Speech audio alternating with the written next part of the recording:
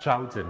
Dnes sme s Hankou v Slovenskej filharmonii a ideme si ukázať, ako vyzerá pracovný deň zamestnanej huslistky, ktorá má 23 rokov a namiesto toho, aby brigadovala v Mekači, tak hrá husle v Slovenskej filharmonii. Čo je na tejto práci najťažšie? Máš nejaký svoj rituál? Je nejaký rozdiel medzi tým, ako držíš, a respektíve ako ťaháš sláčik? Hanka, aký máš pocit, keď sa otvorí sála a ty vstúpiš hore na pódium? Čo sú také nejaké prvé pocity? Teraz budeme mať challenge. Aké najrychlejšie tremolo dokážeš? Ježiš, Čo si? Hanka, nebudeš sedieť.